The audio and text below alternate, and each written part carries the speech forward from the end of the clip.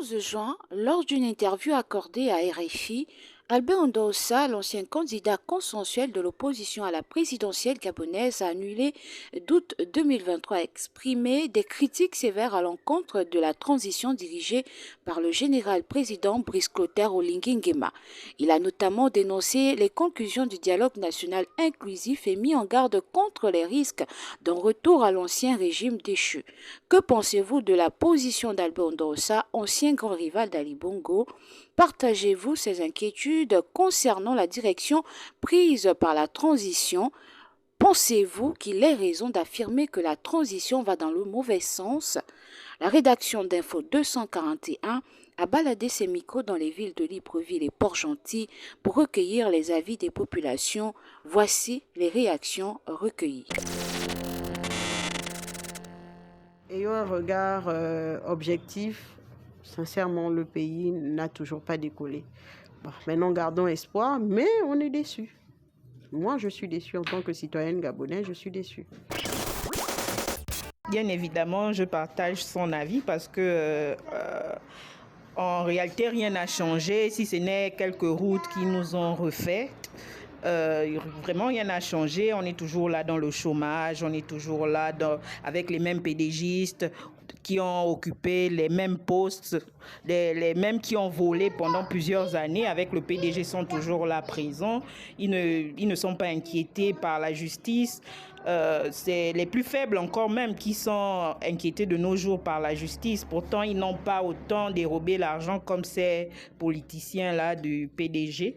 Mais vraiment, je partage l'avis de notre candidat de 2023. Voilà, un Gabonais normal. Oui, je suis inquiète pour l'avenir du Gabon avec le CTRI. Je suis vraiment inquiète parce que il y a des situations même à l'époque du PDG qui n'existaient pas, que nous rencontrons aujourd'hui. À l'époque du PDG, les militaires ne pouvaient pas tuer des Gabonais ouvertement comme le font en ce moment nos corps habillés qui sont censés nous protéger. Nous sommes dans la crainte totale même déjà de nos forces de défense et de sécurité. Oui, effectivement, comme tous les Gabonais, j'ai suivi avec attention l'interview accordée le 11 juin dernier au professeur Albert Ndossa à la chaîne RFI. Et effectivement, pour répondre à vos trois questions, je commencerai par la première. La première, je dirais tout simplement que, d'abord, je trouvais le professeur Ndossa beaucoup plus modéré que lors de sa déclaration, son point de presse tenu conjointement avec M. Maranga Moussavou. Je l'ai trouvé modéré. Maintenant, derrière, vous sentez une personne qui reste aigrie, une personne qui avait voulu gérer le pouvoir pour le pouvoir lors des dernières élections. Dieu merci n'est pas passé parce que si c'est réellement passé, je ne sais pas comment les choses allaient se passer. Alors vous me direz, est-ce que je regrette l'avoir soutenu? Je ne sais pas, peut-être. J'ai envie de dire que oui, les inquiétudes ne vont pas à l'endroit de la politique du chef de l'État Brice Clotaire Oligui Nguema. Non. Les inquiétudes, je crois, naissent pour ma part de la manière et du comportement de nombreux collaborateurs du chef de l'État. Et ça se traduit à tous les niveaux. Voyez-vous même pour le cas de Port-Gentil où nous sommes, beaucoup de délégués spéciaux se croient des maires investis par un parti politique au cours d'un mandat, alors qu'ils ont été là, ils ont été nommés, c'est pour assurer la continuité de la politique du chef de l'État. Mais vous allez les voir, je prends un exemple à petite échelle, beaucoup de délégués spéciaux se comportent comme s'ils avaient des mandats électifs, alors qu'ils sont là pour assurer la continuité du chef de l'État. Et ça se traduit à tous les niveaux. Donc oui, effectivement, le comportement de ces personnes, de ces collaborateurs, font en sorte qu'ils veulent donner raison aux oiseaux de mauvaise augure. Maintenant, quant à penser qu'ils ont raison sur la trajectoire que prend le sens de la transition, non, je pense simplement que il y a encore espoir et penser que déjà la transition a jusque-là bien œuvré et pour le reste des temps jusqu'aux élections, je pense que si le président de la transition revoit sa copie, c'est-à-dire revoit beaucoup de ses collaborateurs, on pense qu'on peut effectivement revenir sur les rails et ensuite au terme de la transition avoir une mention avec succès. Oui, je partage cet avis. Au sorti du 31 août, j'avais confiance. Monsieur Oligui Nguema nous a donné l'espoir, mais aujourd'hui, les preuves sont là. Il était déjà lancé. On voyait où sortaient les billions, on voyait plus ou moins où partaient aussi les milliards qui étaient ramassés ci et là dans les domiciles. Aujourd'hui, il n'y a plus aucune communication. Ceux qui ont pillé le pays pendant toutes ces années sont toujours là. Beaucoup même ont encore eu des postes. Sinon, les enfants même de ces derniers, beaucoup ont eu des postes. Qu'est-ce qui est réalisé concrètement? On a fait beaucoup de bruit là. Oh, venez à la fonction publique, venez, venez, venez, venez. On est là, statu quo. Les concours à examen là. Si déjà ceux qui sont à la fonction publique depuis des années n'ont toujours pas leur salaire, ceux qui viennent là vont faire comment? Le pays est dans un état, on va dire quoi, endormi. Il n'y a pas d'éveil véritable du changement. Le changement, c'était les premiers mois. On est reparti dans l'ancien système. Si on est aussi sorti une fois de l'ancien système, ça, je doute aujourd'hui. Je pense on surfe entre le chaud et le froid, mais on doit retenir que les mêmes causes produisent les mêmes effets. Donc tu partages les inquiétudes? Je partage ces inquiétudes-là. Je partage.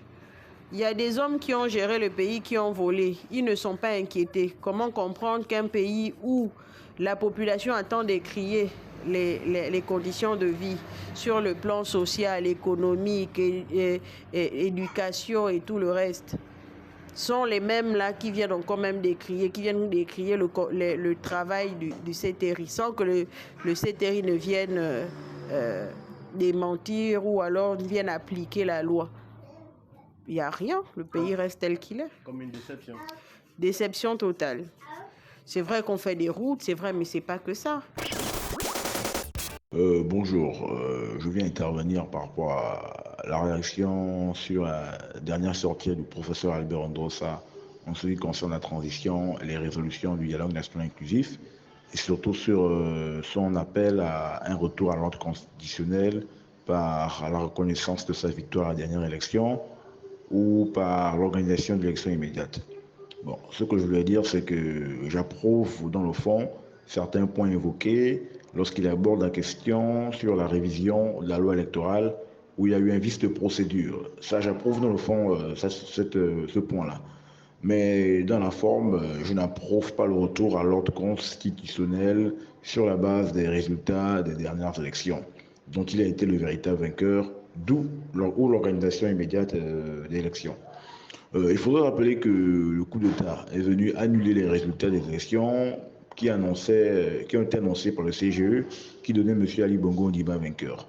Dans ce cas de figure, tout est annulé, les résultats officiels et les résultats officieux. La transition a été approuvée par les forces vives de la nation, dont lui, le professeur Ondrosa, et la communauté internationale. Dès lors, on ne peut plus activer la rétroactive des dernières élections. De plus, l'organe accrédité a été dissout. Donc, le professeur Ondrosa doit oublier cette hypothèse. S'il espère un retour à l'ordre constitutionnel, il faut qu'il attende tout simplement les prochaines élections électorales qui sont fixées à août 2025 selon le calendrier de la transition. Il faut également apprendre à se baser sur les ordres institutionnels qui ont été établis et approuvés par tous. C'est également ça le respect des institutions que M. Ondrosa doit appliquer. Pour ma part, il y a certes des limites de la transition comme dans beaucoup de sociétés. Mais le vin est tiré, il faudrait tout simplement attendre les délais fixés pour un retour à l'ordre constitutionnel. Donc selon moi, le professeur Ondrosa doit simplement attendre la date d'échéance qui a été fixée par le candidat à la transition. Moi, la récente sortie de l'ancien candidat à l'élection présidentielle de 2023 est tout à fait logique. Déjà à la base, quand il s'est porté candidat, il avait décrit bon nombre de choses qui aujourd'hui n'ont pas changé. Et après ça, il avait justement dit à la sortie du coup d'État que c'était un coup d'État de palais, c'est-à-dire le changement de tête, parce que bien évidemment les Gabonais étaient dépassés, que depuis les années 60 à maintenant, ce n'est qu'une seule famille qui dirige le pays. Qu'à cela ne tienne, on va dire bientôt un an. Sinon, dans 2 mois, août prochain, le CTR fera le bilan de ses actions sur le terrain. Et sur les populations, qu'est-ce qui a changé? On remarque, bon, les routes sont bétonnées, c'est du béton armé, pas bitumé. Voilà. Il fallait qu'on dépose les dossiers de la fonction publique. Rien n'a évolué jusqu'à présent. Il n'y a pas de suite. Le chômage des jeunes évolue encore. Les sociétés sont complices. et puis les mêmes actionnaires dans les sociétés regardent, rien ne marche. En fait, on ne va pas dire qu'il a tout à fait raison, mais il a raison de fustiger que rien n'a évolué. Et pour nous, les Gabonais lambda, nous pensons que c'est logique parce que c'est nous qui vivons ça au quotidien. Il avait dit également lors de sa prise de parole à la présidence que si la SEG qui est voilà, le premier fournisseur d'eau et de courant au Gabon, coupe le courant au Gabonais, elle devrait d'abord couper chez lui. Malheureusement, même les Librevillois ont vécu ça près d'un mois. Port-Gentil ici, pareil. Ils ont fait quoi? Pas de sanctions. Récemment au stade de Franceville, il était là lui-même assis, coupure générale. Donc, qu'est-ce qu'on retient de ça? Ils sont impuissants. Le CTRI vraiment est impuissant. Ce n'est que, bon, est-ce que vous nous avez vus? Est-ce que vous voyez, nous sommes là, nous sommes avec vous, mais le système est toujours là, ancré. Le PDG est là. Et c'est le PDG qui gère. Et moi, je partage ces inquiétudes parce qu'il n'y a vraiment pas, il y a pas d'évolution en tant que telle. À défaut de faire des voyages à gauche, être en pré-campagne, si on puisse le dire ainsi. Mais bon, on attend de vraies réalisations. Surtout qui impactent le social des Gabonais. C'est un peu ça. Moi, je ne peux pas condamner le professeur Albert Ndossa pour des raisons simples, son patriotisme, son sens du devoir. Mais ce que je déplore, c'est la toile à laquelle il s'est exprimé, RFI. C'est la toile du colon, c'est la toile de l'adversaire. Oui, c'est vrai, de tirer l'attention. Trop dit même qu'il a fait des critiques sévères. Non, il a juste donné son point de vue.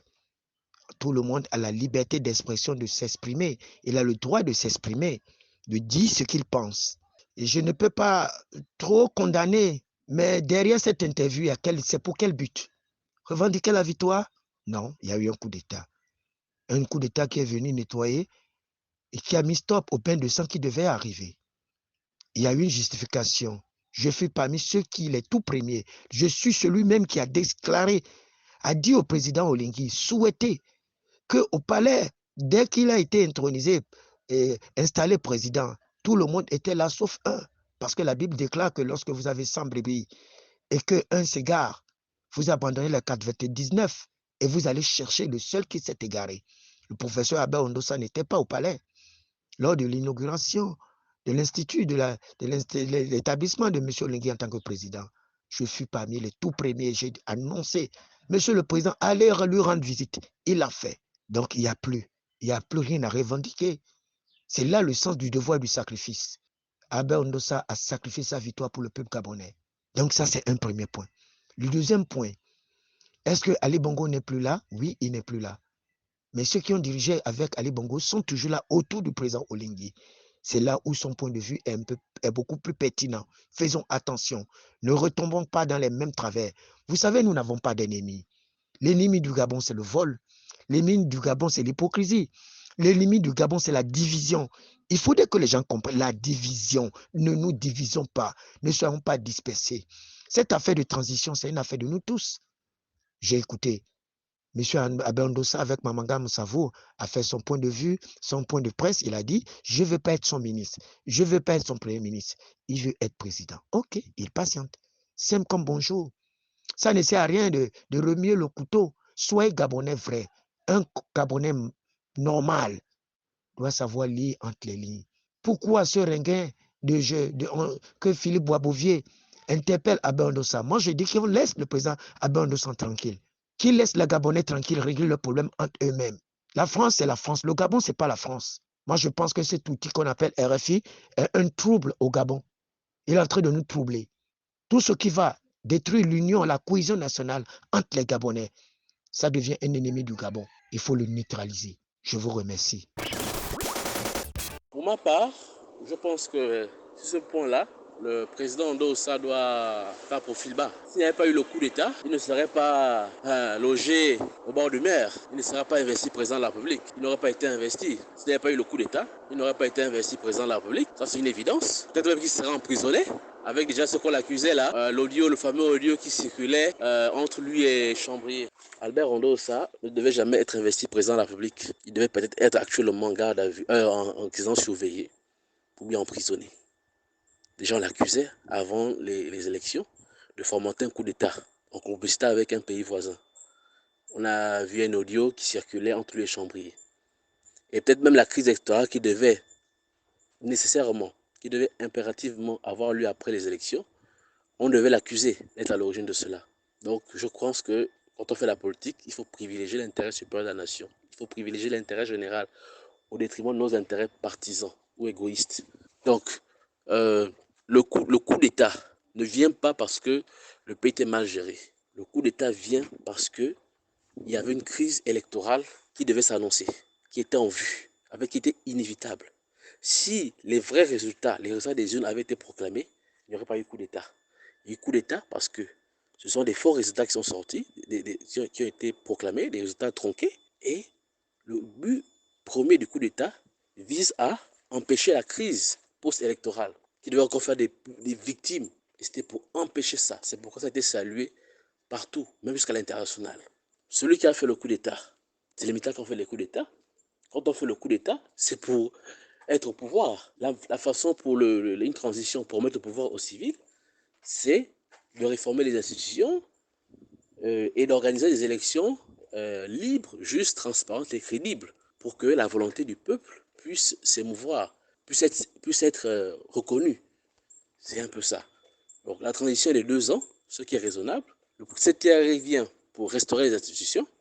Ils ont 2 ans pour le faire. Il y a aussi des chantiers en cours, il y a aussi des besoins. Ce n'est pas parce que le CTRI est là pour réformer les institutions qu'il ne peut pas s'attaquer à des projets, il ne peut pas s'attaquer aux routes, aux problèmes de routes, aux problèmes de logement, ou bien il ne peut pas s'attaquer à la diversification ou l'industrialisation de l'économie. Ils ne sont pas venus pour s'éterniser. Je pense qu'on doit ça serait sage d'observer la transition et de faire des critiques objectives pour que la transition ne puisse pas mal se passer, mais qu'elle puisse être une réussite.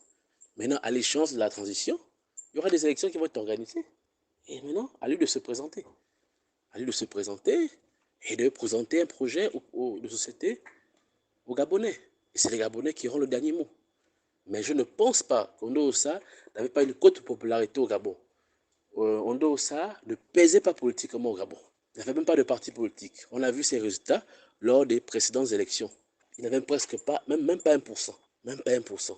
Donc, s'il a gagné cette élection, officieusement, c'est parce que les Gabonais ne voulaient plus d'un Bongo au pouvoir et il a profité de la coalition. Si les candidats, les anciens candidats de la coalition, là, la plateforme, je oublié comment ça s'appelle, là, étaient allés en ordre dispersé, ça ne serait pas élu. Parce qu'ils ont décidé de désigner un candidat qui devait représenter le candidat de l'opposition.